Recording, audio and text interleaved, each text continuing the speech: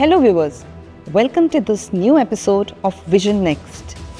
Today we have an eminent guest who is an inspiration and role model for all of us. His Excellency Abdulnabi Alshoala. And to host him, we have our own ICAI Bahrain chairperson, CA Vivek Gupta.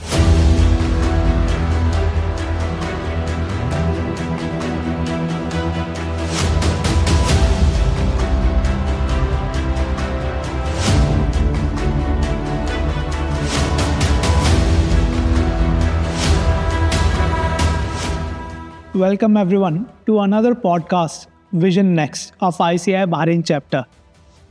The series of the podcast we started to learn from the leaders, to learn from the visionaries. And this time today, we have a visionary who set the landmarks in Bahrain for many developments.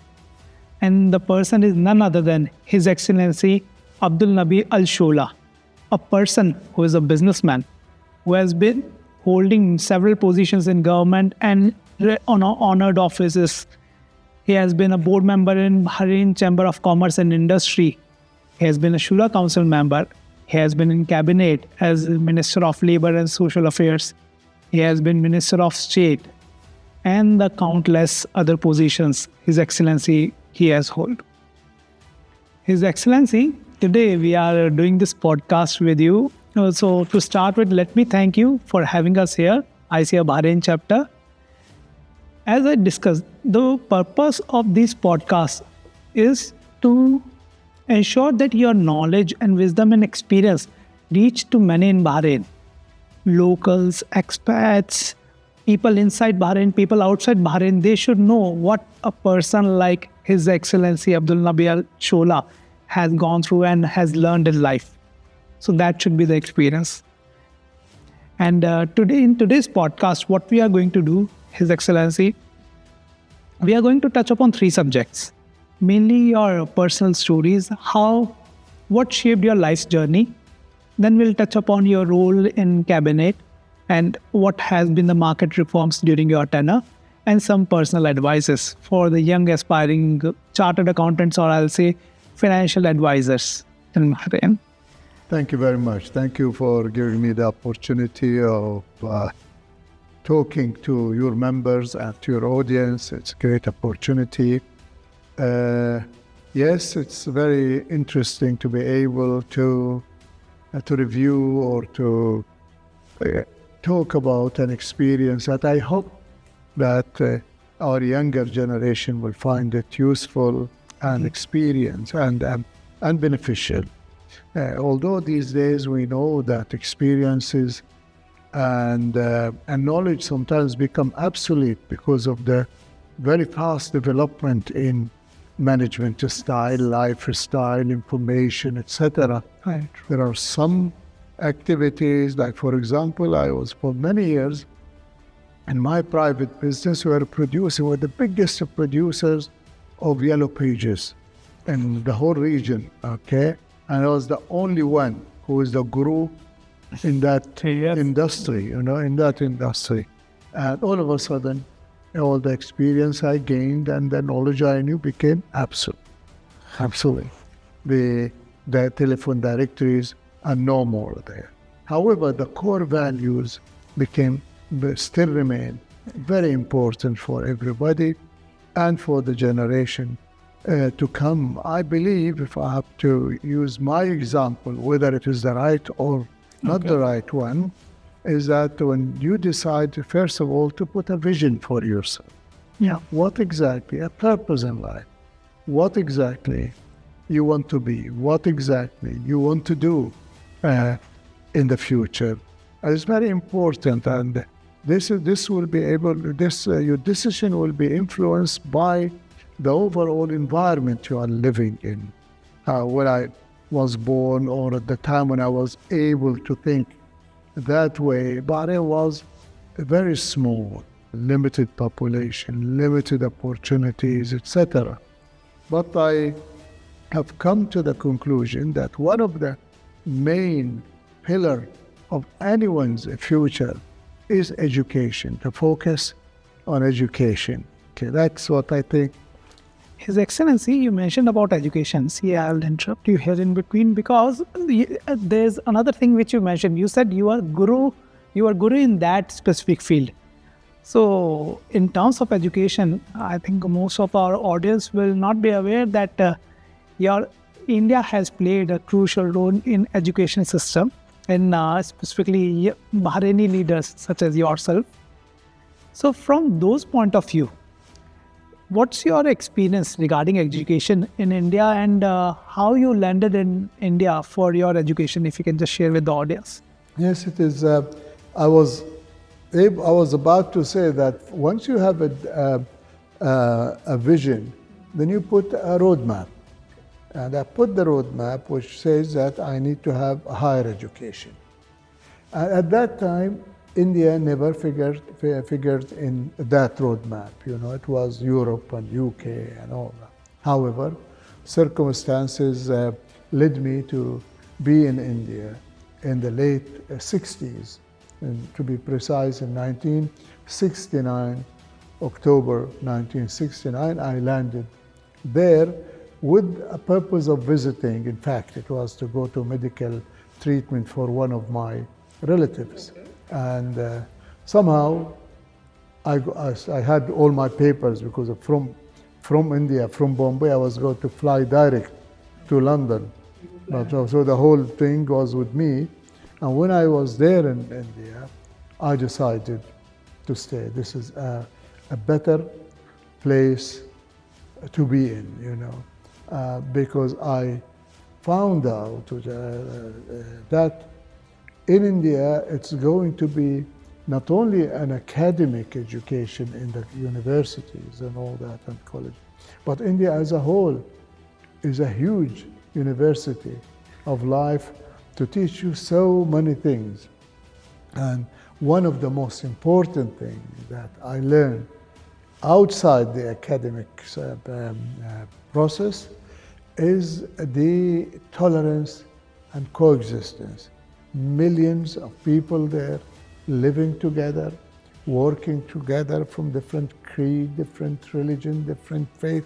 There is no religion on earth which is not there, no school of thought or any religious thought that is not there. The Muslims of all their diversions were there, the Hindus of all their diversions were there, the Christians were there, the Buddhists were there, everybody. And so they're living together, and at that time working on producing a country, a strong country at that time, because there were not many years since they got independence after a very hard time. And then the process, I have seen a nation working very hard to build themselves, to have one country put together in spite of the diversities. In fact, I have seen a determination of making unity from diversity. You find a unity there, and you find a diversity together. In no other place you will find that, because after that, I traveled everywhere. I have seen after India, of course, is one, but still as of today, I haven't seen any country that has so much of diversity and still the unity bringing them together, in spite now of some differences. That is all over the world, now it is happening. So a universal thing, so that is happening. But to the Indians, I think this is foreign. The actual substance of the Indian people and their thinking is not like that. It's tolerance, it's coexistence, it's all the Muslims anyway, they were Hindus before, and all the Buddhists before they were Hindus. So it's that feeling. You can see it and you can feel it, even if nobody talks about it. So this is how when I saw this, I decided to stay in India, and I think it was the best decision I made, because there, and when you live in that circumstances or in that environment, you can live anywhere. When you are able to succeed in that place, you can succeed anywhere. Okay, that is to me, that is India to me. That is, and the standard of education is also very high. Look at the whole big corporation in the world. Who runs them now? Okay, this is the product of the Indian education.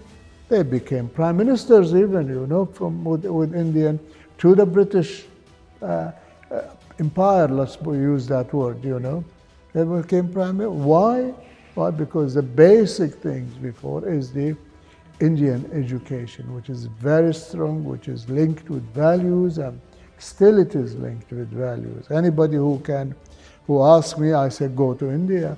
Although I could not manage to convince my kids to go to India, and they lost a lot.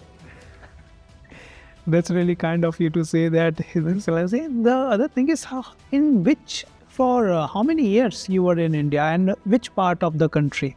Yes, I studied in Bombay and did in St. Xavier's College, because I believe, and still it is one of the best colleges. Yes, indeed it is. In India, and it was tough to join, but I managed to do it, because at that time when I went, my English language was not good enough to allow me to join there. But somehow I managed to convince the principal that I will learn and I will not let him down, and I did that.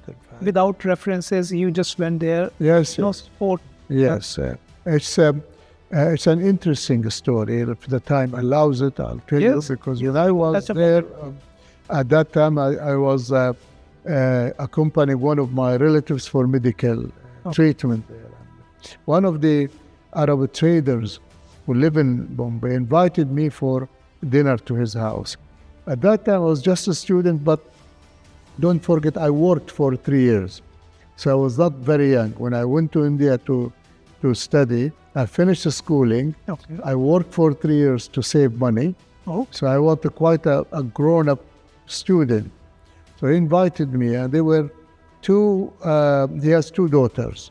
So he asked me, one of them asked me, what are you doing in India? I didn't want to say medical treatment, etc. It was by that time almost 2 months that passed. I didn't want to say I'm a tourist, because at that time the hippies, it was there, and nobody tourists in Bombay 2 months. So I said I'm coming here for education. Okay. Yeah. So which that time I did not decide yet. So it was more of a bluff. Let's say, I'm just saying for education. Not to bring this medical discussion, disease, etc. over dinner. Which college? I said St. Xavier's College. I will join St. Xavier's College. I said, I heard about it. You, out of nowhere, you said? No. So she said, you will go to St. Xavier's College? I said, yes. You have no chance. Huh? Why? You can't even express yourself properly in English. I was a graduate of St. Mary's School, and I was not accepted. My sister, is applying this year. I don't think she has a chance. And she shouted to the other side of the table to her, said, did you listen to him? He said they will join St. Xavier's College. So they started laughing. Until, to cut a long story short, when I left home, good night, thank you for the dinner. Said, good night, Mr. St. Xavier's. So I came home. I said, what the hell? What's happening? Why? Let me try. Next day, put on my suit, my tie, a briefcase. Okay. Because at that time in business, Yes. And I went to took the taxi, St. Xavier's College. Next day itself. Straight, where is the principal? So they thought I'm an educational expert, with tie. As a teacher, me. Yeah. So they straight away took me to the office of the principal, Father De Cruz. Yes, what do you want? And I said, I want to join the college. So did you see the queue outside? How long it is? I said, about 300 meters. So what makes you bypass them, I said, well, Father, I have crossed 3,000 kilometers to come and see you. I have a scholarship.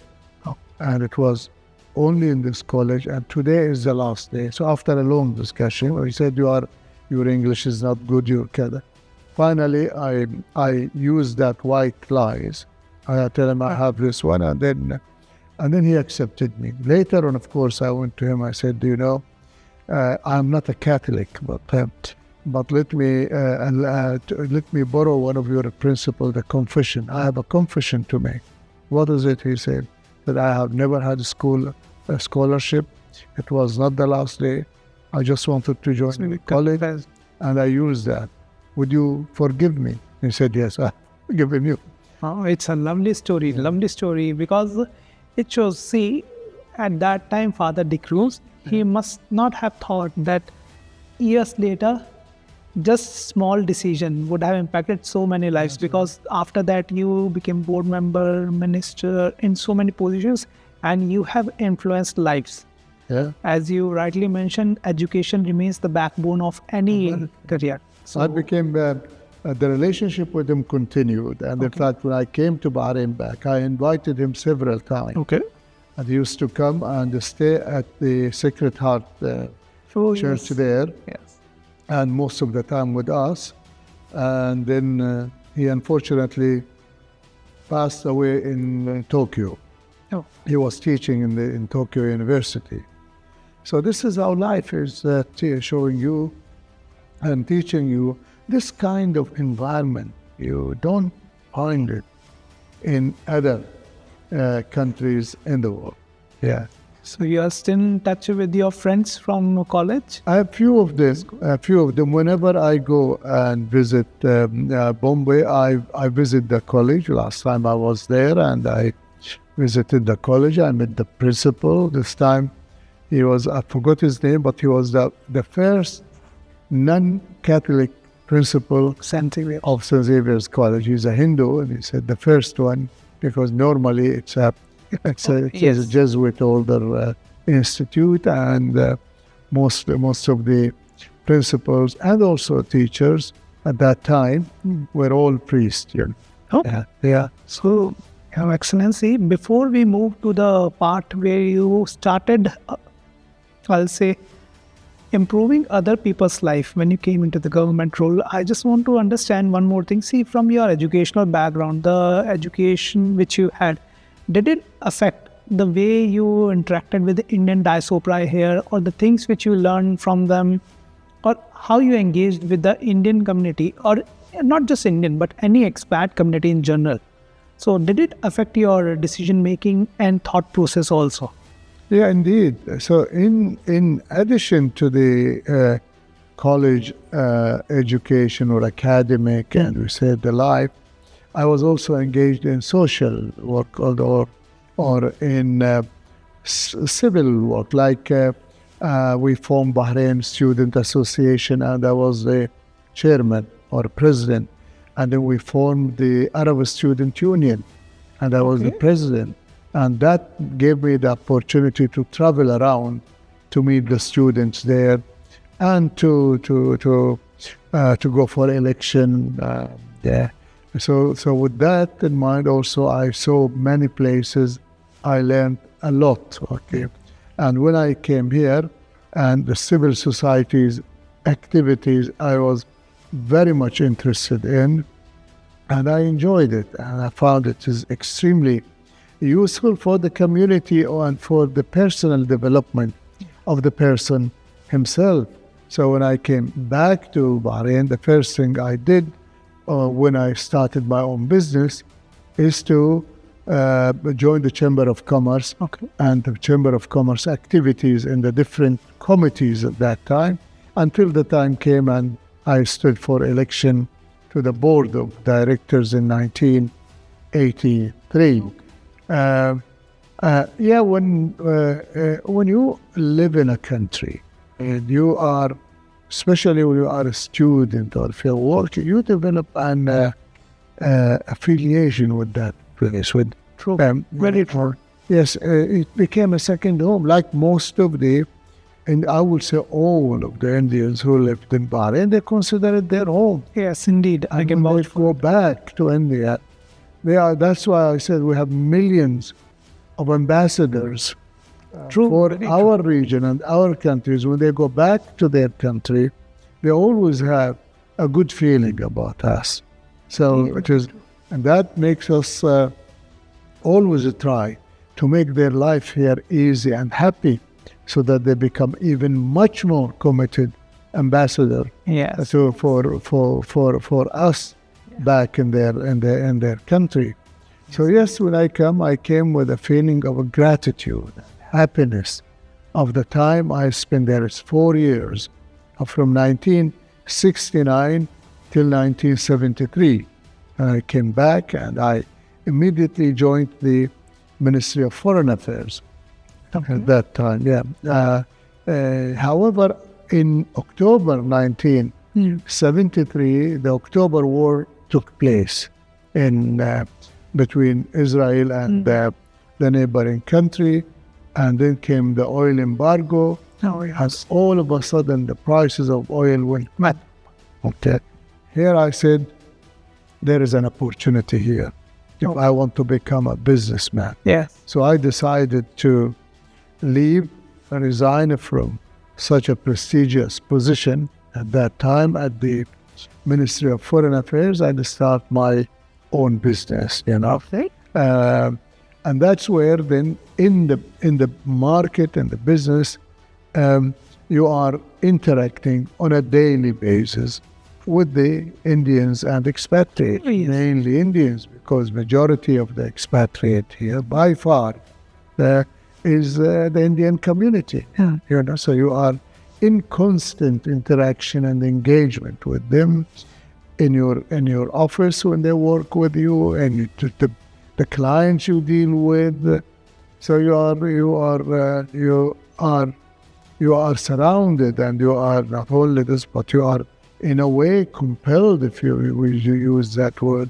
But it was for me much easier because of my background in India, and I did enjoy it, and had a strong relationship with it. So when I went to the Chamber of Commerce, for example, I proposed to the board to form the Asian Traders Committee, which is mainly from Indian businessmen who became members of the committee, and we were able to integrate them in the Chamber of Commerce, because at that time mostly Bahrainis.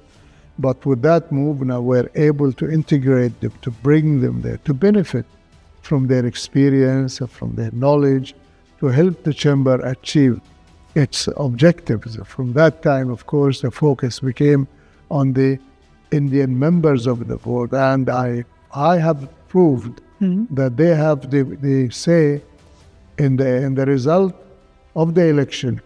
Because, when I stood for the election, in addition to most of the Bahrainis, all the Indians voted for me.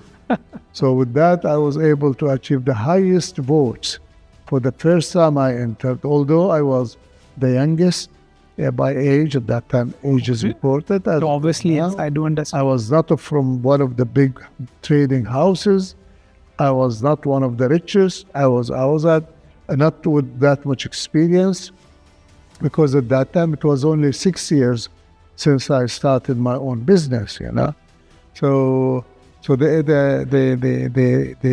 is continued with them, with this idea of having the Indian community in particular are an asset to the country. When I was in the Ministry of Labor, I have found that there is no project in Bahrain that is developed or built or initiated or anything without the contribution of the Indians. They're there in every walk of life, where we cannot ignore that. We have to recognize it and appreciate it at the same time. And we should feel grateful for that contribution that we have in all walks of life, professional, skilled, unskilled, and everywhere. Those countries, in all the walks of our life, Indians were very visible contributor in a very positive way. So that's also led me later on, when I completed my ministerial job, to form the Bahrain Indian Society. This is and it's now one of the strongest Yes, indeed. societies here. Recently, Bahrain India Society had a delegation to Hyderabad there, and yeah. Bangalore, That's right. and now we are promoting bilateral investments That's right. because I'm part of Bahrain India Society as well. That's right. So it's very active. It's very good, and I'm still involved. I was chairman, I think, for 2 terms, and they call me the founding chairman. I don't know why, but still I pay the fees, and I'm a member. Yeah. So this is some of the situations to show you how much the impact or the effect that my education in India, my stay in India had on me, and it is on all the students that has studied in India. I've seen it that way, Do you have a group alumni club people here who studied in India? Yes, we have. Yes, yeah. Indian universities alumni. There is active? Not as much as we should. Okay. But we work closely with the Indian ambassador, embassy, Okay. and fairly active, but we should do better. The young graduates should be able more active in that platform. I'll come to that about young graduates also. But before that, see, we spoke about unskilled labor, different demographics of the country. So you were in Bahrain Chamber of Commerce and Industry and in different forums. So how you joined cabinet? How did you become Minister of Labor and Social Affairs? So if you would like to share some insights into it, what prompted you to go into that field? I think I became extremely active in the civil societies platforms in different ones: charitable organization, educational organization, business organization, professional organizations, and then that led me to the Chamber of Commerce, and I was also very active. So I was as a result of my involvement, visibility, contribution, and I was very much, as I am still, believer in the importance of interacting with media. Very, very important. I continue to that. And my first business, which I started, is directly involved with the media, because it was a public relations company, and which is now called corporate relationship, or corporate identity, which involves a strong interaction with the media, which was at that time very limited.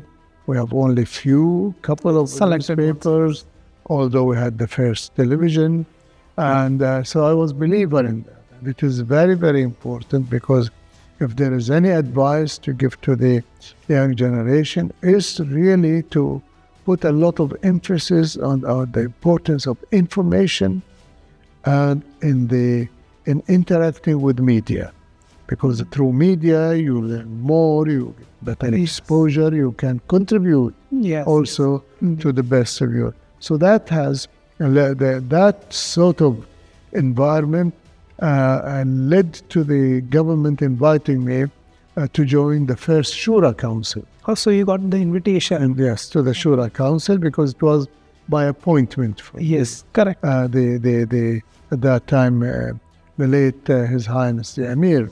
So I was invited to be in the Shura Council. One of the most important subject that is always under debate in that council was the labor issues, the unemployment, etc. And I was able to contribute there, or to get involved in the dialogue, more discussions in that. And I took interest in learning more.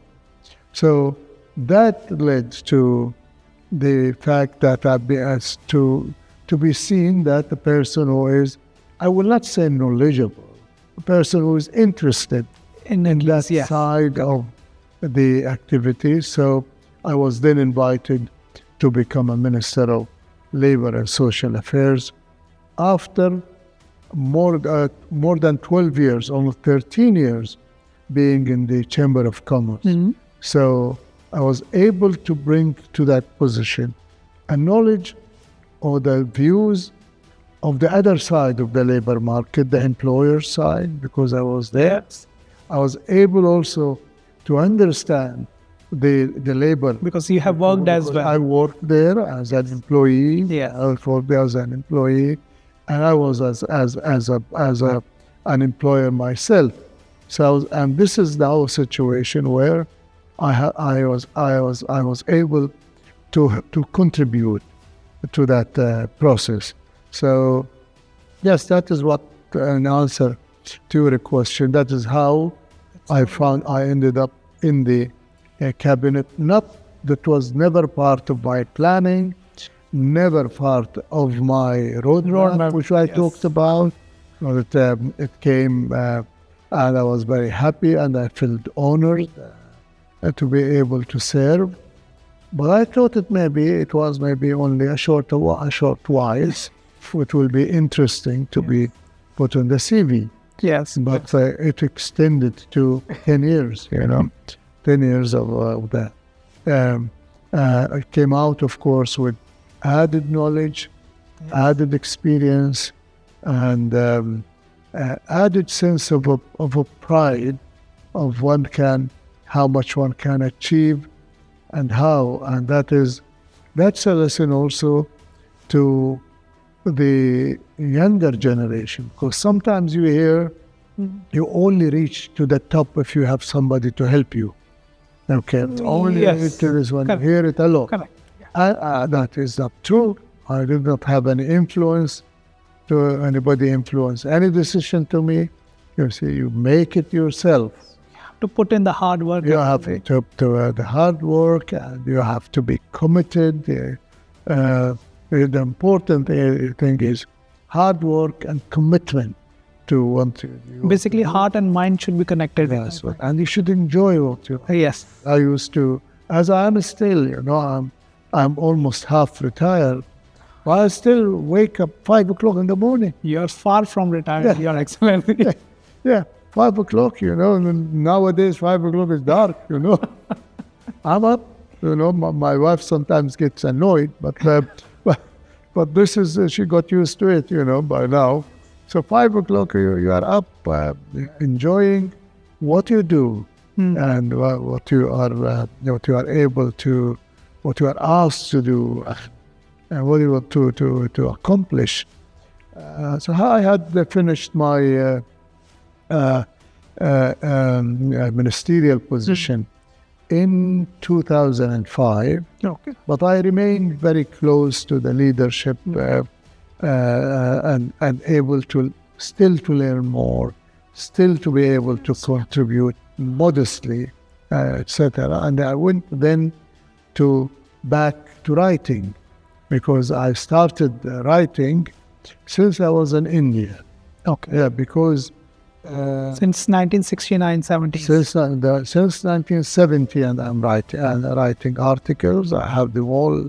Most of them I have, or a lot of them I still have, and I published them in a book of the articles I wrote at that time. Because actually, one of the things when I decided to go to study in England first, that was planning. Yes. I only managed to save 1,500 dinars, and after 3 years of working.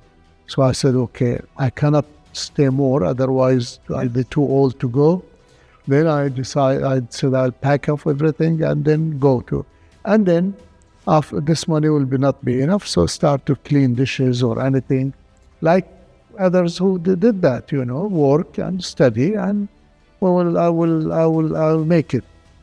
But when I went to India with that money, that was also not enough. So you have to, and there were many people to clean dishes there. The competition was more. You can't compete there too much. So one of the way of making money is to write articles to the newspapers in Bahrain. One of the one of the source of income. At least passive income, at least. Something. When there is a will, there is a way. When there is determination, you make it. When there is confidence in your own self, you make it. Translation was one of the things I did when I was in India. Yeah, to businessmen. I go and I translate letters. But you mentioned that you were not really good in English in the initial period. Yeah, but So you improvised over it. 1,500 by the time it finished, my English was improved a lot. And in India in those days, that money was quite a lot. Yes. And Indian government subsidized the education. When you go to the first fee I paid was, I think, 90 rupees. The first fee I paid. The hostel which I stayed in, including 3 meals, 75 rupees a month. And at the beginning of the month, I have organized my budget. At the beginning of the month, I go out.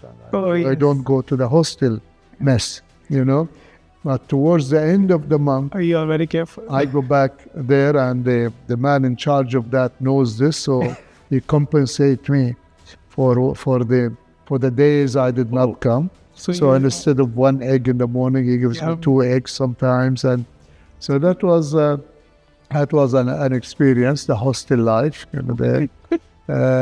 So the beginning of the month, I go out, and when towards the end, the budget comes to be depleted. So back to the 75 rupees a month I pay in advance. And So Your Excellency, you are good in planning since beginning. So in terms of planning, when you mentioned about your tenure as Minister of Labour and Social Affairs, so any plan or any initiative which you took, which actually helped Bahrain to improvise the economic landscape of Bahrain, any plan, initiative you would like to mention here? And a lot of plans you have to initiate there, and you have to develop from maybe some of the ideas were laid down originally. Okay. So before I joined, and by my predecessors, so one has to improve on them, Always. continue with them. The issue was quite complex at that time, because there was some confusion on how we have unemployment when we every month recruit from outside thousands and thousands of workers. I think the issue still persists. Still it is there, and still it will continue, and it is everywhere. But we were also not able to accept that we have unemployment. Before I went, the word unemployment is taboo. Okay. No, we don't have unemployment. We have people who don't want to work. That's what we used to say.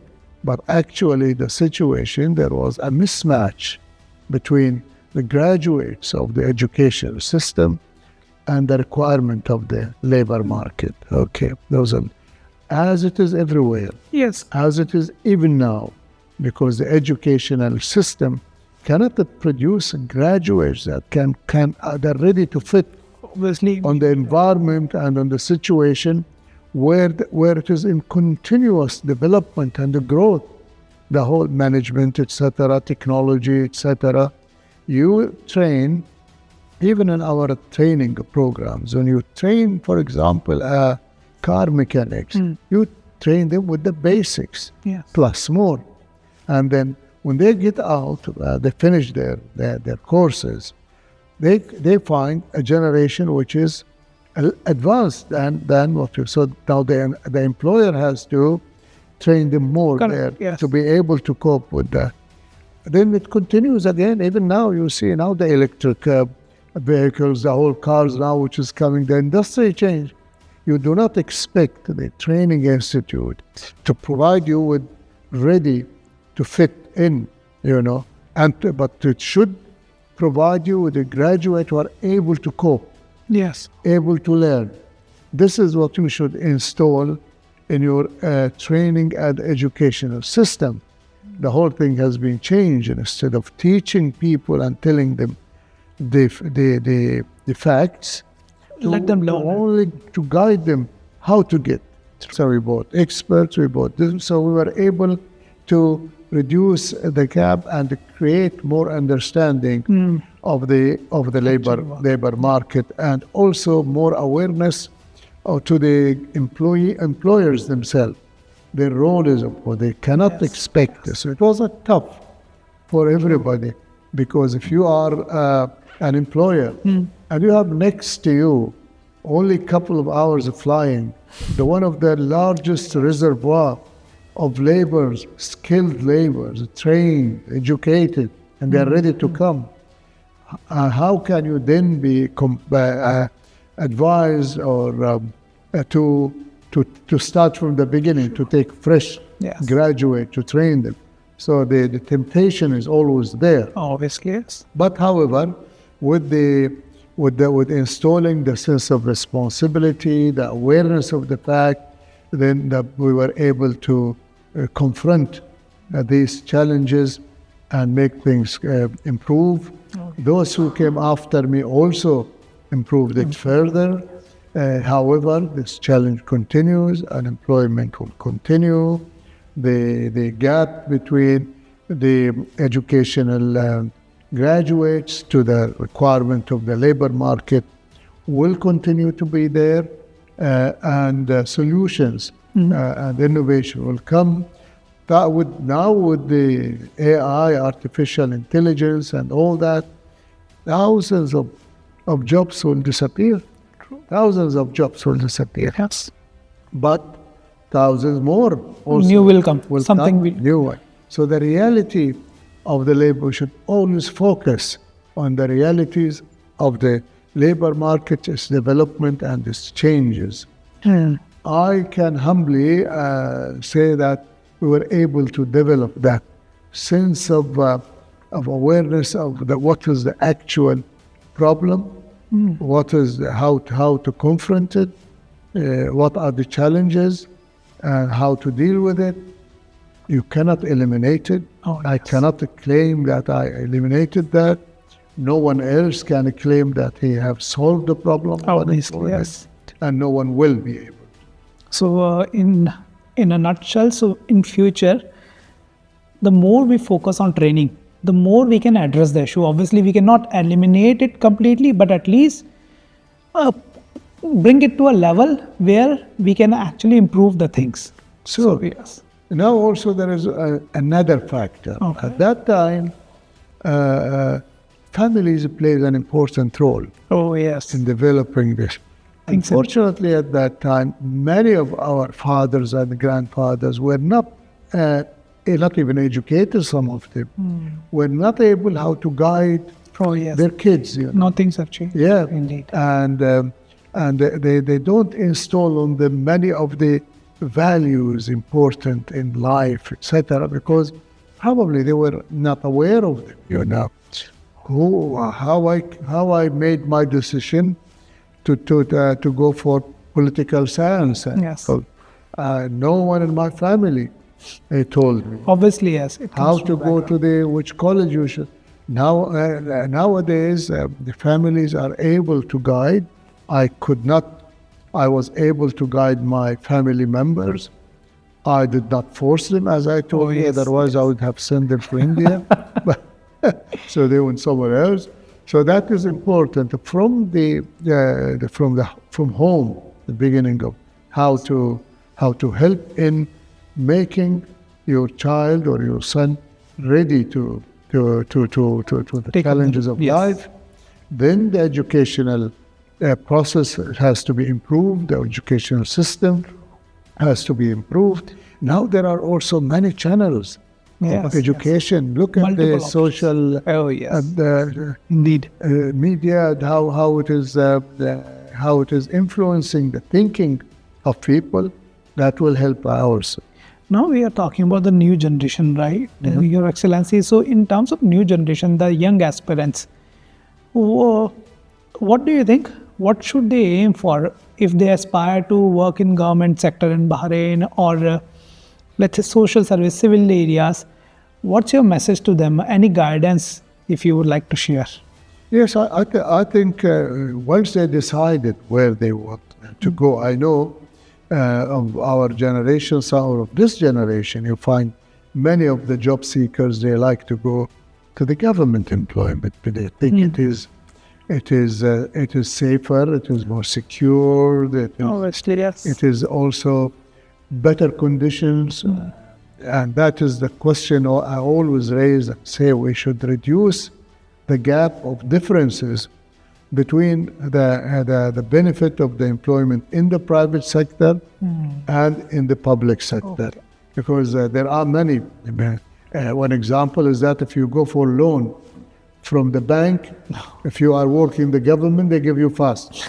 If you're working in the private sector, they don't. You know, they have questions because they're not sure how long you will be in that job. You know, But in government, yes, obviously, well, it gives you some that's comfort. right. So they should the benefit and that should be the same, so that people change their mind about that the government job is more secure. It should not be secure. There's no job on earth should be secure.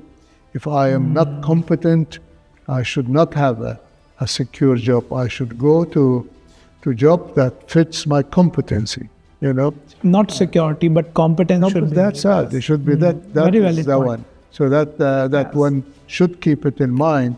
And when you develop one, you should be the one who is be sought after, and not the one you seek the job.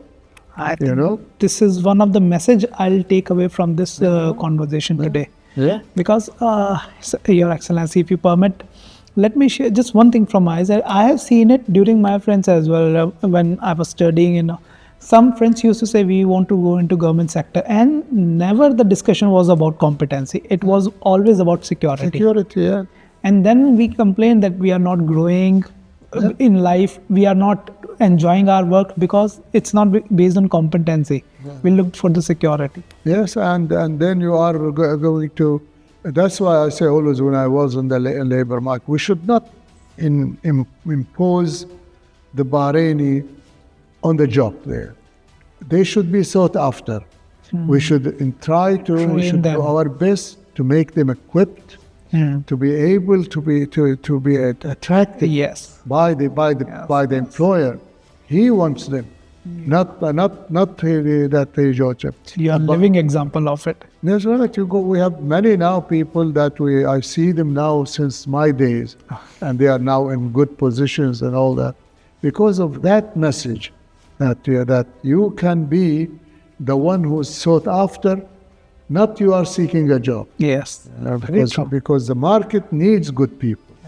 Needs good people, and if you are really good and equipped, at least from the attitude, positive attitude, etc., then you will not find it difficult to fit in the labor market.